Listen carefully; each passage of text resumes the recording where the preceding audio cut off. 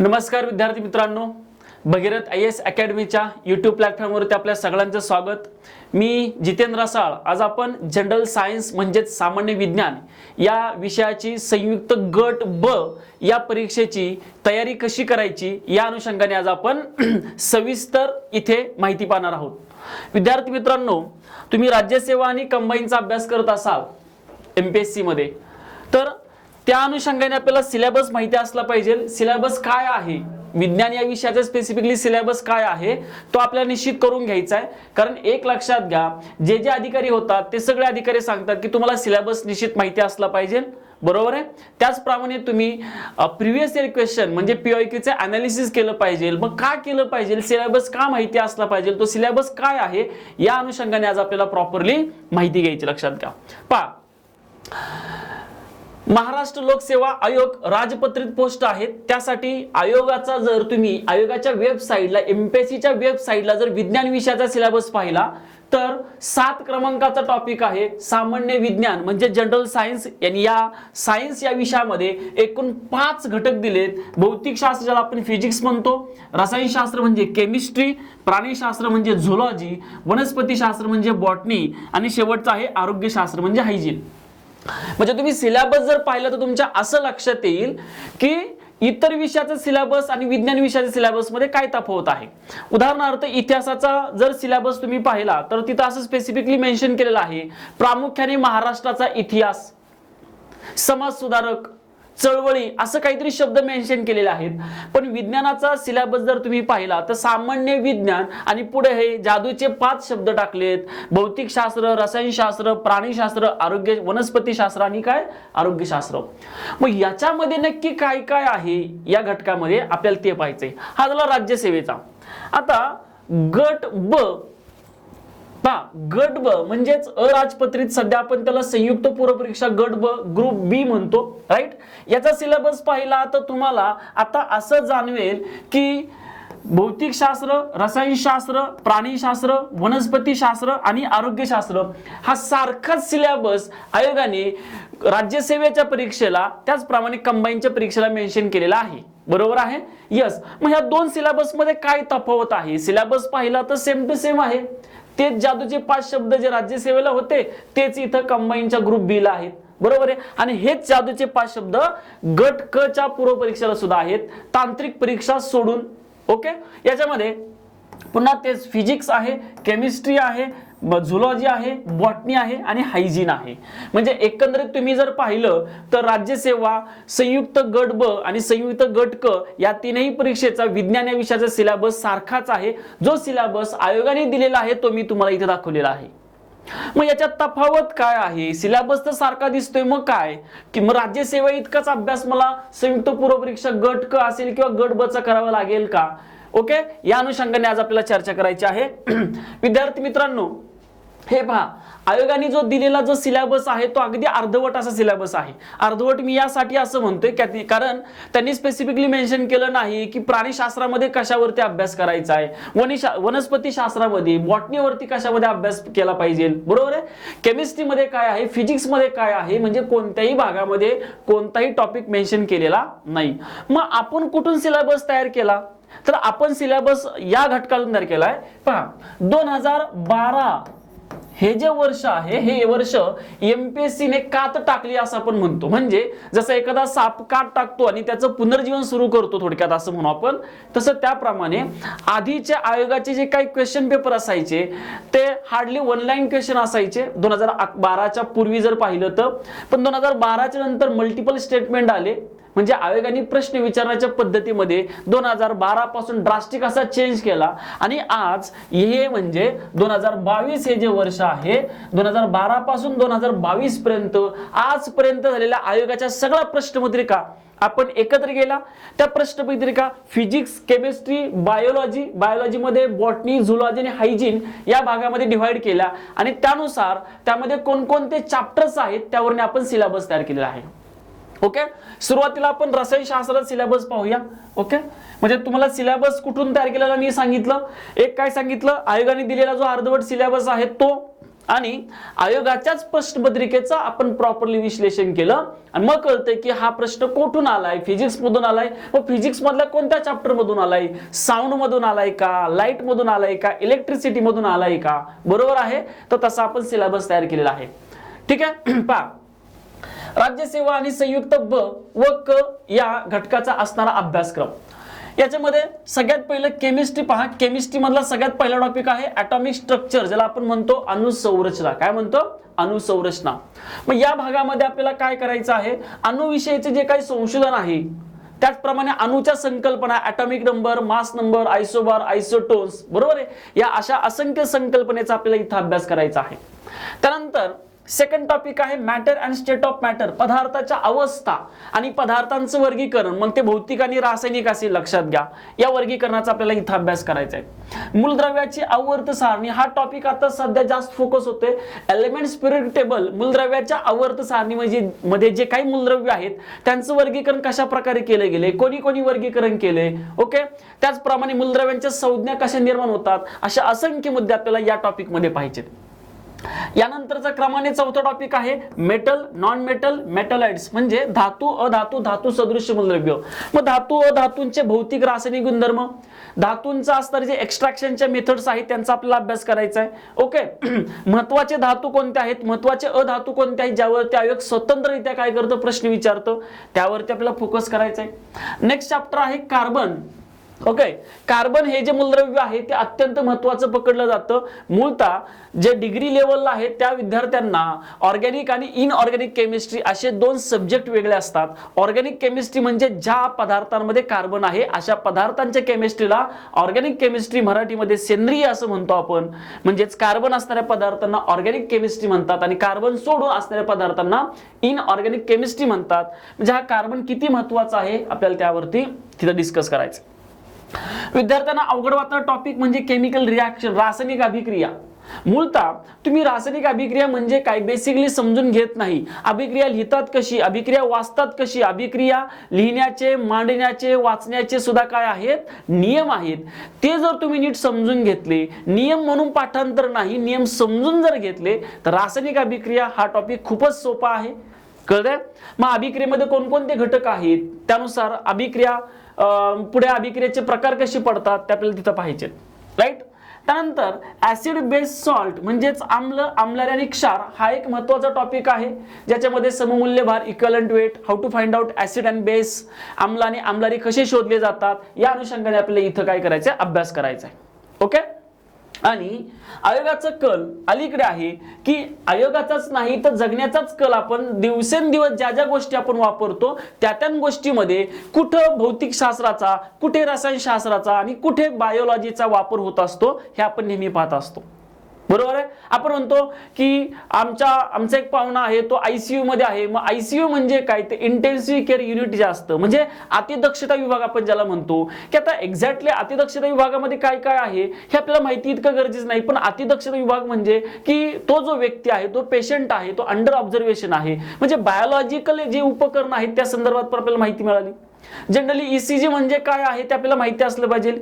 बरोबर ना. म्हणजे सरासरी आपण म्हणतो की एचबी कमी झाले, रक्त कमी झाले, म्हणजे ह्या ज्या गोष्टी आहेत त्या केवळ एमपीएससीच नाही तर इतर विद्यार्थ्यांना सुद्धा माहिती असल्या पाहिजेत. बरोबर की नाही. ओके. अशा ज्या काही कॉमन गोष्टी आहेत त्या कॉमन केमिस्ट्री मधल्या ज्या गोष्टी आहेत त्यांचा आपल्याला अभ्यास करायचा. म्हणजे केमिस्ट्रीमध्ये उदाहरण सांगतो की आपण घरामध्ये फिनेल वापरतो टॉयलेट क्लीन करण्यासाठी. बरोबर आहे. मग त्याच्यात कोणतं केमिकल आहे, तुम्ही जो स्पेक्स चष्मा वापरता तो जो चष्मा आहे तो कोणत्या काचेपासून बनलेला आहे. म्हणजे असे असंख्य उदाहरणं तुम्हाला सांगता येतील की जे दैनंदिन जीवनामध्ये तुम्ही जे काय पेट्रोल डिझेल वापरता, जे नेहमीच चर्चेमध्ये असतं, बरोबर आहे, ते पेट्रोल डिझेल हे दैनंदिन रसायनशास्त्राचा एक भाग आहे ज्याला आपण इंधन, फ्युएल असं म्हणतो. मग इंधन उद्योग असेल, वेगवेगळे उद्योग असतील, रबर उद्योग असेल, अल्कोहोल उद्योग असेल, काच उद्योग असेल, या सगळ्या उद्योगांचा अभ्यास आपल्याला दैनंदिन रसायनशास्त्र ज्याला आपण डेली केमिस्ट्री म्हणतो त्यामध्ये करायचा आहे. कळालं. असे एकंदरीत 8 टॉपिक आपल्याला केमिस्ट्रीला आहेत. फिजिक्स मध्ये जर पाहिलं तर एकूण 8 टॉपिक दिसत आहेत तुम्हाला, ज्याच्यामध्ये सगळ्यात पहिला आहे राशी, ज्याला आपण क्वांटिटी म्हणतो. मग राशी म्हणजे काय? राशीच्या मोजमापाच्या पद्धती असतील. मग महत्वाच्या राशी आहेत ज्याच्यामध्ये दाब आहे, कार्य आहे, बल आहे, शक्ती आहे, गती आहे, अशा वेगवेगळ्या राशींचा आपल्याला इथं अभ्यास करायचा आहे. त्यानंतर कोणत्याही परीक्षेमध्ये एमपीएससीच्या अगदी राज्यसेवेच्या असू द्या किंवा गट ब किंवा गट क च्या असू द्या, नेहमी साऊंड, लाईट आणि इलेक्ट्रिसिटी हे 3 टॉपिक खूप काय होत असतात, फोकस होत असतात. बरोबर आहे. त्याच्यातलाही हा जो इलेक्ट्रिसिटी टॉपिक आहे तो थेरॉटिकली आणि मॅथमॅटिकली म्हणजेच थिअरी सुद्धा आणि त्याच्यावरचे मॅथमॅटिकल प्रॉब्लेम सुद्धा या 2 अँगलनी काय होत असतो, फोकस होत असतो. लक्षात ठेवायचं. राईट. चला मग या साऊंड मध्ये आपल्याला अभ्यास करायचा आहे. साऊंड म्हणजे काय? राईट. त्यानंतर साऊंडचं प्रोपोगेशन, प्रसारण कसं घडतं, ध्वनीचे प्रकार कोणकोणते आहेत, प्रतिध्वनी म्हणजे इको म्हणजे काय आहे, रिव्हर्बरेशन निनाद म्हणजे काय आहे आणि ध्वनीचा मानवी जीवनावरती कसा दुष्परिणाम होतो, या अनुषंगाने आपल्याला या टॉपिक मध्ये अभ्यास करायचा आहे. लाईट, प्रकाश, प्रकाशाची भौतिक बेसिक माहिती म्हणून आपण की प्रकाश हा कोणत्या प्रकारचा तरंग आहे, वेव्ज आहे. लक्षात घ्या त्या कोणत्या प्रकारच्या वेव्ज आहेत, इलेक्ट्रोमॅग्नेटिक आहेत का ज्याला आपण मेकॅनिकल म्हणू. बरोबर आहे. मग त्या कोणत्या प्रकारचे वेव्ज आहेत, या प्रकाशाच्या क्रिया बघायच्या आपल्याला. Reflection, refraction, dispersion, scattering. बरोबर की नाही. या अशा असंख्य क्रिया प्रकाशाच्या आहेत त्या आपल्याला इथं अभ्यासायच्या ज्यावरती आयोग प्रश्न विचारतो. आणि त्याचप्रमाणे आरसा आणि भिंग या घटकाचा आपल्याला अभ्यास इथं करायचा. विद्युतदार हा जो टॉपिक आहे, इलेक्ट्रिसिटी, त्याच्यामध्ये असंख्य मुद्दे आहेत. जिलचा नियम आहे, ओहमचा नियम आहे, रोध म्हणजे काय, रोधांची जोडणी आहे, याचा अभ्यास करायचा आहे. मॅग्नेट हा एक चुंबक ज्याला आपण म्हणतो, चुंबकाच्या संदर्भातली इथं आपल्याला क्युरी टेम्परेचर काय प्रकार असतो. बरोबर आहे. चुंबकाचे वेगवेगळे प्रकार कोणकोणते आहेत, त्याचा वापर दैनंदिन जीवनामध्ये कुठं कुठं होतो. त्यानंतर उष्णता, मग या उष्णतेमध्ये तापमान मोजणाऱ्या पद्धती, सेल्सिअस, फॅरनहाइट, केल्विन, रँकिंग यांचा अभ्यास करायचा आहे. ओके. उष्णतेचं स्थानांतरण कसं घडतं ते पाहायचंय. विद्युत चुंबकीय पट्टा ज्याला इलेक्ट्रोमॅग्नेटिक वेव्हज म्हणतो, हा टॉपिक राज्यसेवेच्या अनुषंगाने जास्त फोकस होतो, कंबाईनला तितकासा फोकस होत नाही, पण एखाद दुसरा प्रश्न त्याच्यावरती पण येतो. मग इलेक्ट्रोमॅग्नेटिक वेव्ह जे आहेत त्या वेव्हचा आपल्याला फ्रिक्वेन्सी आणि वेव्हलेंथ नुसार अभ्यास करायचा आहे. रेडिओ ऍक्टिव्हिटी हा जो टॉपिक आहे विद्यार्थी मित्रांनो, हा टॉपिक केमिस्ट्री आणि फिजिक्स दोघांचं एकत्रित कॉम्बिनेशन आहे. तुम्ही याला कुठे अभ्यास, केमिस्ट्रीमध्ये अभ्यास केला तरी चालेल, फिजिक्स मध्ये केला तरी चालेल. लक्षात घ्या. मग किरणोत्सारीता कशी घडते, अल्फा बीटा गॅमाचे गुणधर्म काय काय आहेत, त्या संदर्भामध्ये आपल्याला काय करायचं इथं अभ्यास करायचा आहे. हा एकंदरीत सिलेबस जर तुम्ही पाहिला तर राज्यसेवा आणि ग्रुप बी आणि ग्रुप सी च्या अनुषंगाने असणारे सिलेबस आहे. त्यानंतर हा राज्यसेवा ग्रुप बी आणि ग्रुप सी च्या अनुषंगाने बायोलॉजी मध्ये प्राणीशास्त्र, वनस्पतीशास्त्र आणि आरोग्यशास्त्राचा अभ्यासक्रम कसा आहे बघा. विद्यार्थी मित्रांनो, सुरुवातीला आपण प्राण्यांचं क्लासिफिकेशन पाहणार आहोत. एकंदरीत 7 प्रकारचं प्राण्यांचं वर्गीकरण आहे. सुरुवातीला आपण प्राण्यांचं जे वर्गीकरण आहे अरिस्टॉटलने केलेलं, जे सायंटिफिक क्लासिफिकेशन पकडलं जातं ते अभ्यास करणार आहोत.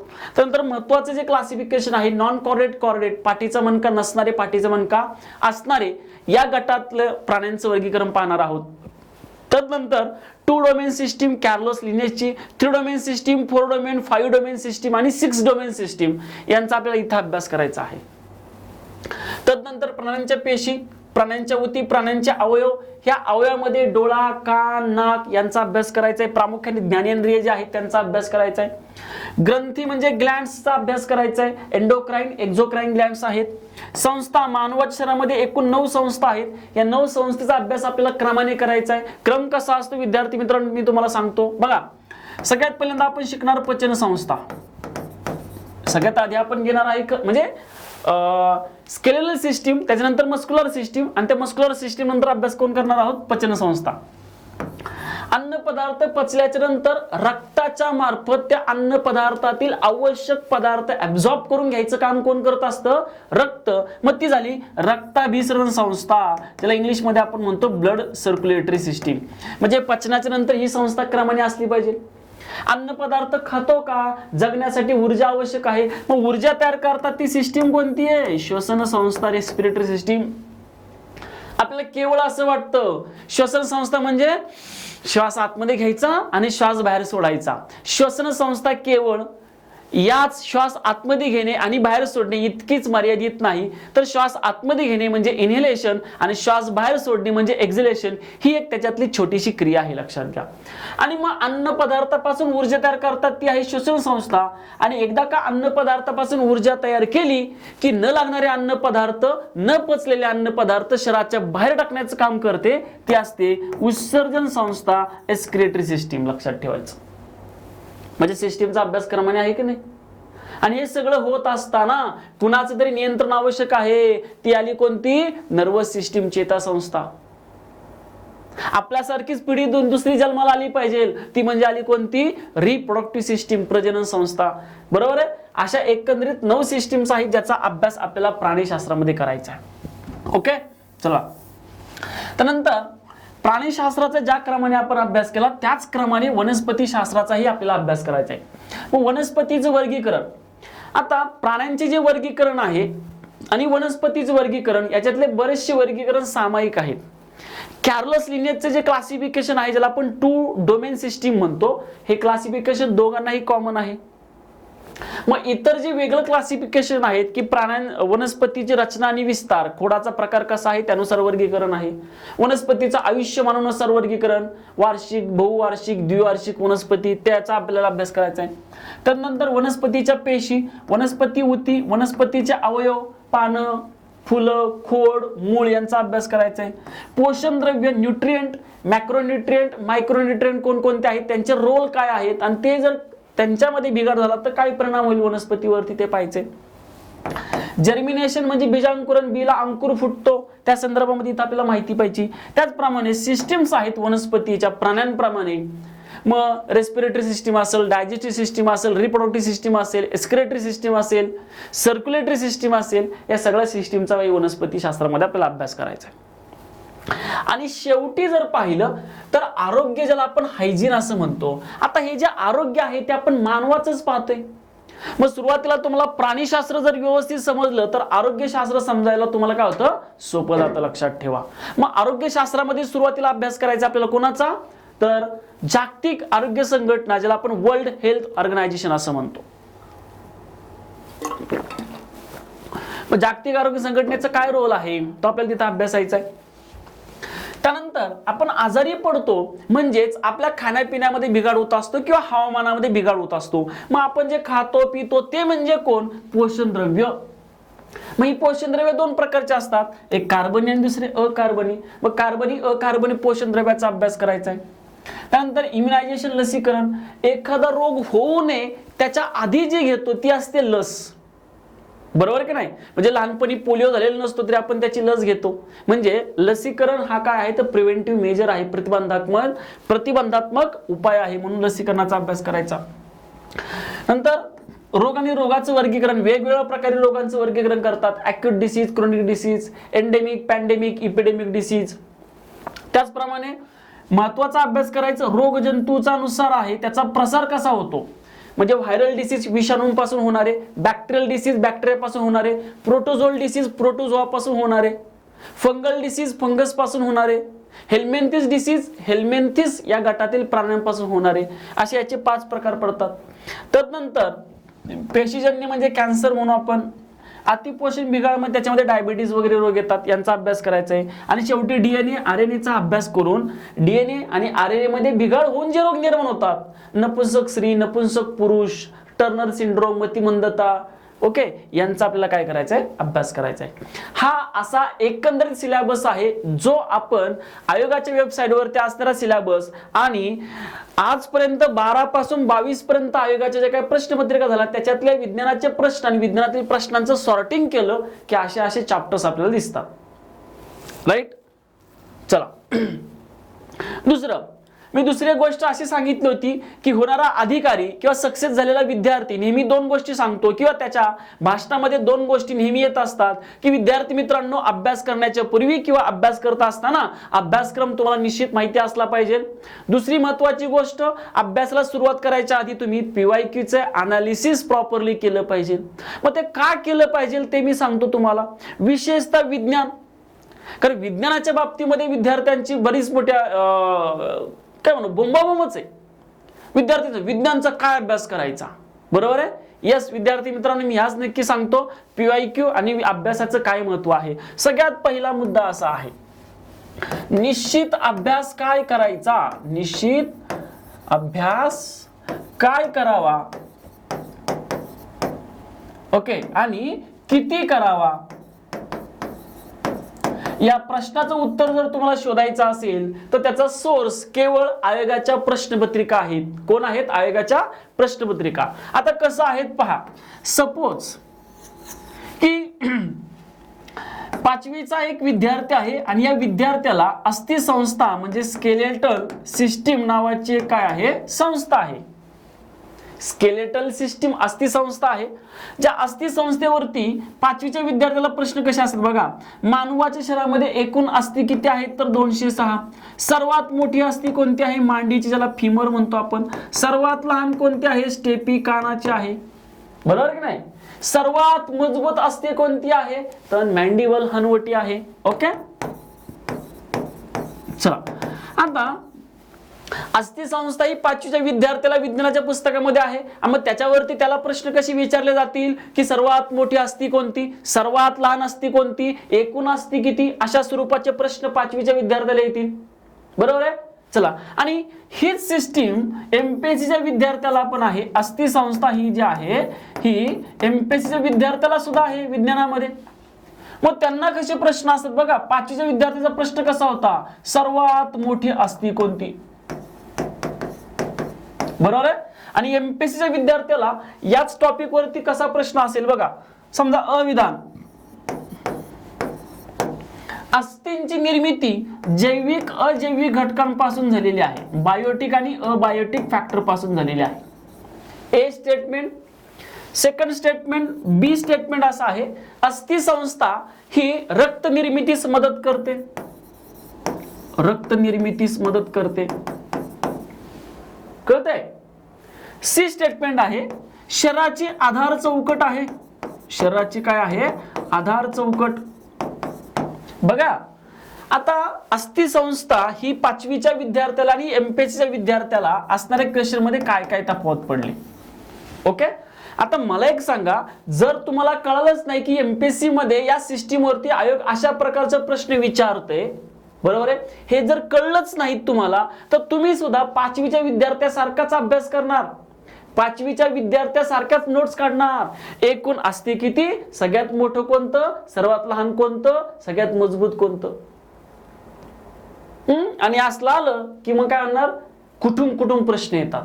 अरे यासाठी तुम्ही आधी आयोगाचा, म्हणजे मी असं सांगेल की तुम्हाला समजा आज अस्थि संस्था या टॉपिकचा अभ्यास करायचा आहे, स्पेसिफिकली विज्ञान विषयाचा, तर तुम्ही काय करा की आयोगाच्या ज्या काही प्रश्नपत्रिका आहेत, आता खूप साऱ्या जणांनी विश्लेषणाची पुस्तकं आहेत, त्याच्यातला या टॉपिकवरचे केवळ प्रश्न वाचा. या टॉपिकवरचे प्रश्न वाचल्यावरती तुमच्या लक्षात येईल या टॉपिकवरचे म्हणजे आयोगाच्या ज्या काही मागील प्रश्नपत्रिका झाल्या त्या प्रश्नपत्रिकेतून या टॉपिकवरती किती प्रश्न आलेत ते प्रश्न वाचा, ते प्रश्न समजून घ्या. आणि ते प्रश्न वाचल्यावरती, समजून घेतल्यावरती तुम्हाला अभ्यास करताना कळेल की मला अभ्यास या टॉपिक मधून माझ्या नोट्स मध्ये काय काय आलं पाहिजे, या टॉपिक मधून मी काय काय रीड केलं पाहिजे, हे तुमच्या लक्षात येईल. म्हणजे नक्की अभ्यास, निश्चित अभ्यास काय करायचा आणि किती करायचा हे तुमच्या लक्षात येईल. उद्या अस्थि संस्थेचा अभ्यास केला म्हणून काय हाडाचं ऑपरेशन करायला जाणार आहे का कुठं, नाही ना. आपल्याला काय PhD करायची का, नाही. आवश्यक ते मार्क्स आपल्याला आयोग जे विचारते त्याच्यातून मिळवायचे, बरोबर आहे. यस, म्हणजे सगळ्यात महत्वाचा फायदा तुमच्या पहिल्यांदाच प्रश्न असतो विज्ञानचा, सर नक्की काय वाचू मी, किती अभ्यास करू, विज्ञानाचं काय संपतच नाही. म्हणजे एक तर तुम्ही वाचत नाही. सगळ्यात पहिला सगळ्यात महत्वाचा मुद्दा आहे आयोगाच्या मागील प्रश्नपत्रिकेचे विश्लेषण प्रॉपरली काय करायचं, वाचायचं. याच्यावरून तुम्हाला निश्चित अभ्यास काय करायचा, किती करायचा हे तुम्हाला कळून जाईल. क्लिअर झालं. 2, जर आयोगाच्या प्रश्नपत्रिका जर तुम्ही वाचल्या तर तुमच्या असं लक्षात येईल की आयोगाच्या प्रश्नांचं स्वरूप तुमच्या समजून येईल. मग 2 प्रकार स्वरूप असतं बघा, प्रश्नांचं स्वरूप तुम्हाला समजेल. मग 2 प्रकारचे प्रश्न असतात, एक असतात फॅक्ट्स, फॅक्च्युअल, आणि दुसरा असतात कन्सेप्ट. इथं आला की तुम्ही गडबडता. एखादी घटना का घडली आणि एखादी घटना कशी घडली या प्रश्नाचं उत्तर जर तुम्ही शोधायला गेला तर तुम्हाला कन्सेप्ट म्हणजे संकल्पना सापडेल. म्हणजे समजा मी हा पेन सोडून दिला तर तो कुठं पडणार आहे? खाली पडणार आहे. का? ग्रॅव्हिटेशन संकल्पना आहे. आणि कोणी आणि किती या प्रश्नांचं जर उत्तर तुम्हाला निघत असेल तर ती फॅक्ट्स असते. फॉर एक्झाम्पल इलेक्ट्रॉनचा शोध कोणी लावला तर फॅक्च्युअल प्रश्न आहे. बरोबर आहे का नाही? यस. वनस्पतीच्या मुळांपासून पाणी वर कसं जातं? कसं म्हणलं की संकल्पना आली. मग संकल्पना कोण आली? Capillary action. संकल्पना विद्यार्थ्यांना नीट समजत नाही कारण त्यांचं बेसिक क्लिअर नसतं. काय नसतं? बेसिक. ओके. म्हणजे जर आयोगाच्या प्रश्नपत्रिका वाचल्या तर तुमच्या असं लक्षात येईल की फॅक्च्युअल आणि कन्सेप्च्युअल अशा दोन प्रकारचा आयोग काय करते? प्रश्न विचारते. राईट. तिसरा घटक असा आहे की जे रिपीट होणारे जे प्रश्न असतात, रिपीट होणारे जे प्रश्न आहेत त्या प्रश्नांचं रिपीट म्हणजे एखाद्या क्लासचे होतात का? नाही. तर रिपीट होणारे प्रश्न म्हणजे आपण आयोगाचे रिपीट होणाऱ्या प्रश्नांच्या अनुषंगाने बोलतोय.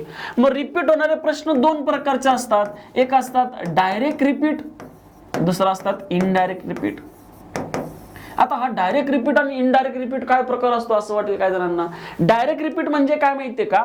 जसं आताच्या 2022च्या एक्झाम मध्ये आयोगाने प्रश्न विचारला, वनस्पतीच्या नैसर्गिक वर्गीकरणाची पद्धत जगामध्ये सर्वप्रथम कुणी शोधली? त्याचं उत्तर आहे बेंथम आणि हुकर. हाच प्रश्न जशाच तसा आधी येऊन गेलाय म्हणजे तो झाला डायरेक्ट रिपीट.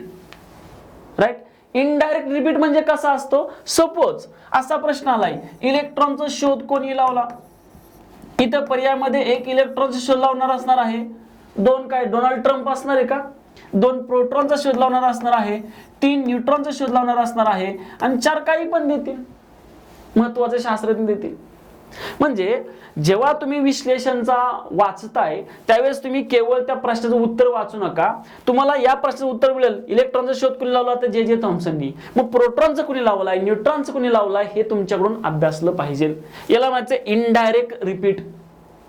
नेक्स्ट टाइम प्रश्न आला प्रोटॉनचा शोध कोणी लावला, समजले ना डायरेक्ट इनडायरेक्ट रिपीट मध्ये काय डिफरन्स आहे. यस. चला हे सगळं कळून घ्यायचं असेल तर आयोगाच्या मागील प्रश्नपत्रिकेचे विश्लेषण करायचं. आणि याचा अजून एक फायदा काय होतो, आता तुम्ही सगळं वाचन करताय, खूप सारी पुस्तकं घेतली, वाचन करताय आणि तुम्हाला जे काय आयोगाने आजपर्यंत समजा एखादा अस्थि संस्था टॉपिक घेऊ, या अस्थि संस्थेवरती 2012 पासून आज 22 पर्यंत एकूण 15 प्रश्न आलेत. मग एमपीएससी ला असतील, कंबाईनला असतील, ग्रुप बी आणि ग्रुप सी पकडू आपण. 2012 पासून 22 पर्यंत अस्थि संस्था या टॉपिक वरती 15 प्रश्न आले. आणि जर ह्या 15 प्रश्नांचं जर तुम्ही एखादं पुस्तक वाचताय, XYZ पुस्तक तुम्ही वापरताय, जर ते पुस्तक वापरत असताना जर तुम्ही जे काही वाचन करताय ते वाचनाचा संदर्भ जर इथं आलाच नाही, जे काही तुम्ही पुस्तक वापरताय, चला सगळ्याचे सगळं द्या सोडून, पण किमान याच्यातले 12-13 प्रश्न तरी त्याचा संदर्भ आणि भविष्यामध्ये कोणते प्रश्न येतील याच्या अनुषंगाने इन्फॉर्मेशन जर ह्या बुक मध्ये नसेल तर असं पुस्तक आपल्या वाचनाचं नाही म्हणायचं. आता मी एक उदाहरण देतो, तुमच्या लगेच लक्षात येईल. विद्यार्थी मित्रांनो, चालू घडामोडीचा जर अभ्यास करायचा असेल तुम्हाला तर तुम्ही काय करता? पुढारीच्या पेपर मधून नोट्स काढता का? ऑब्विसली नाही. पुढारी पेपर चांगला आहे का? तर निश्चितच चांगला आहे, पण तो राजकीय दृष्ट्या एमपीएससीचा अभ्यास करणाऱ्या विद्यार्थ्याने कोणता पेपर वाचला पाहिजे? लोकसत्ता, महाराष्ट्र टाइम किंवा सकाळ वाचला पाहिजे. कारण त्याच्यामध्ये स्पर्धा परीक्षेच्या अनुषंगाने इन्फॉर्मेशन असते चालू घडामोडीची. बरोबर आहे का नाही? यस. म्हणजे चुकीचा पेपर वाचला, मी वर्षभर जर पुढारी पेपरची कात्रणं काढून ठेवली आणि त्याच्यातून मी चालू घडामोडीचा अभ्यास करतोय आणि मी असं बघतोय नंतर आणि याच्यातलं काही आलंच नाही रे, म्हणजेच काय? चुकीचा पेपर तुम्ही वाचला. तसं ते जे मी पुस्तक वाचतोय ते पुस्तक चुकीचं आहे का, चांगलं आहे का, बरोबर आहे का, किंवा याच्यापेक्षा एखादा संदर्भ ग्रंथ चांगला आहे का, हे मला जज करण्यासाठी आयोगाच्या प्रश्नपत्रिकेचं जे मागील प्रश्नपत्रिकेचं वाचन केलं तर मला ते करता येणार आहे. लक्षात घ्या. येते लक्षात तुमच्या? जे पीवायक्यूचे अनालिसिस केल्यावरती मला काय संदर्भ ग्रंथ म्हणजे अभ्यासासाठी जे काही संदर्भ आहे, अभ्यासाचा संदर्भ किंवा अभ्यासासाठी संदर्भ जी काही पुस्तकं आहेत त्या पुस्तकांची योग्य अशी मला निवड करता येईल, कारण मला आता माहीत झाले आयोग असे प्रश्न विचारते, मग ह्या प्रश्नांची इन्फॉर्मेशन त्या पुस्तकात आहे का, या प्रश्नांच्या अनुषंगाने संकल्पना सांगितल्या गेलेत का, काही फॅक्च्युअल डाटा त्याच्यामध्ये आहे का, हे मला काय करता येईल, योग्य त्या पुस्तकाची निवड करता येईल. बरोबर आहे. यस. त्यानंतर 2022 पर्यंत जर तुम्ही अनालिसिस केलं फिजिक्स, केमिस्ट्री, बायो यांचं, तर पहा एमपीएससी ला केमिस्ट्रीचे साधारणतः 4 ते 6 प्रश्न येतात, कंबाईनला 2 ते 3 प्रश्न येतात. फिजिक्स 4 ते 6, कंबाईनला 2 ते 3. बायोचे प्रश्न सर्वात जास्त असतात, कंबाईनला 6 ते 9 प्रश्न बायोलॉजीचे असतात. आणि इकडे राज्यसेवेला जर विचार केला तर साधारणतः 12 ते 15 प्रश्न बायोलॉजीचे असतात. म्हणजे बायोलॉजीचा भाग कसा आहे, जास्त आहे.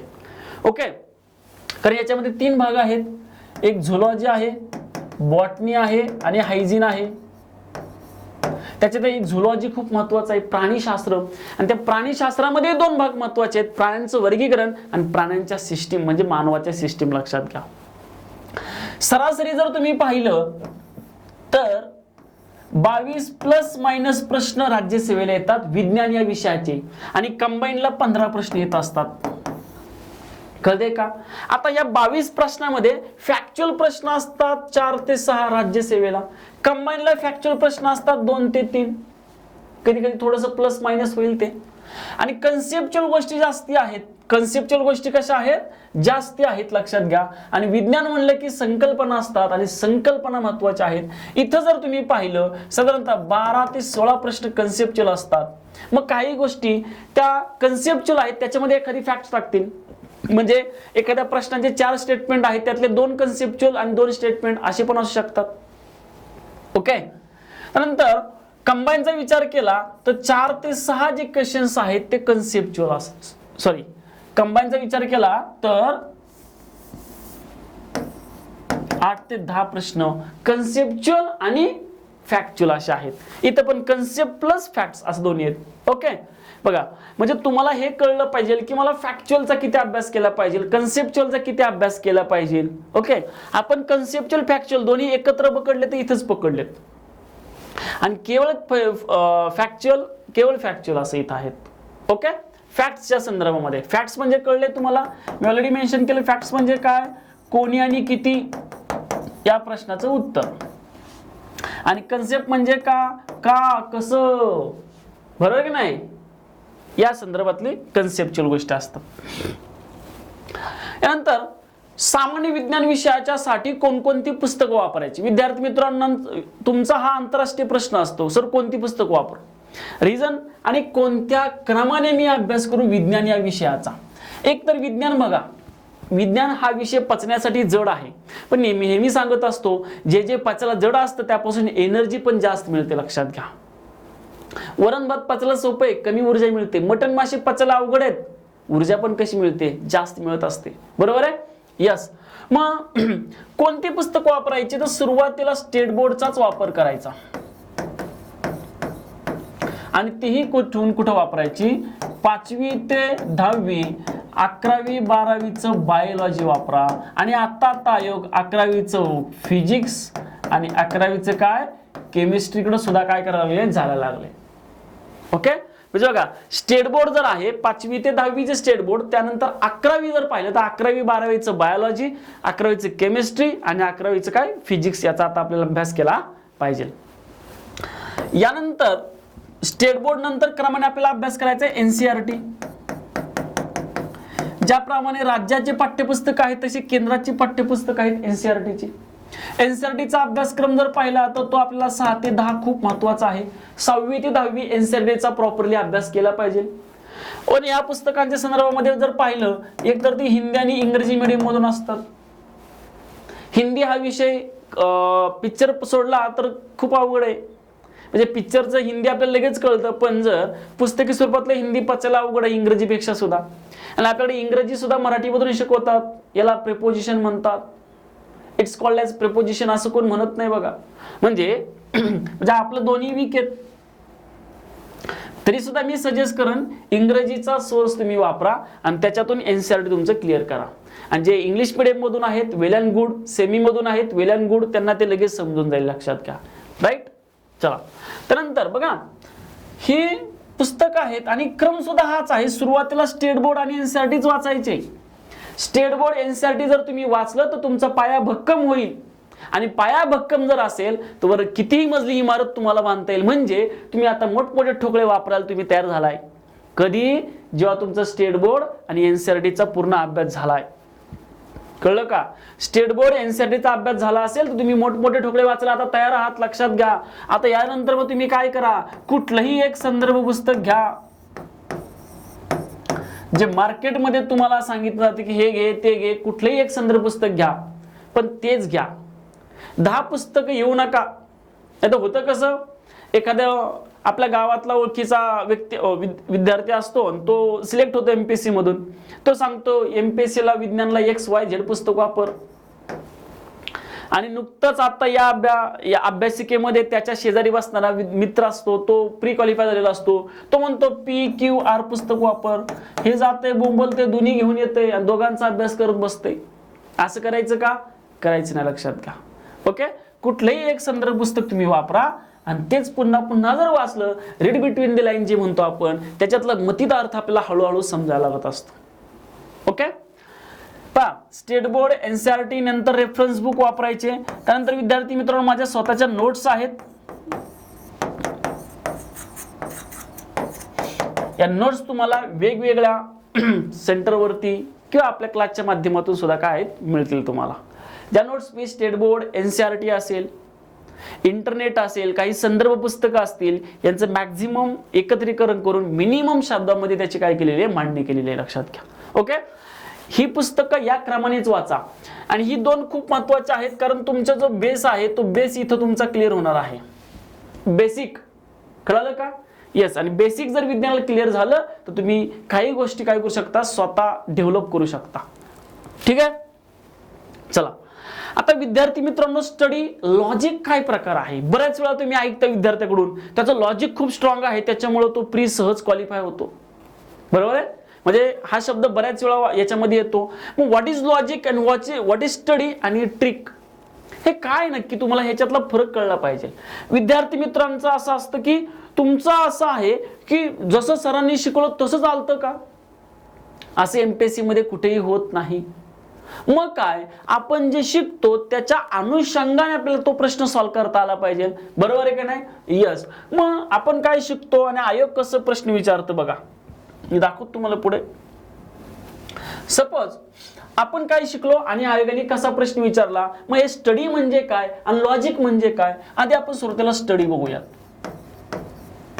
ओके.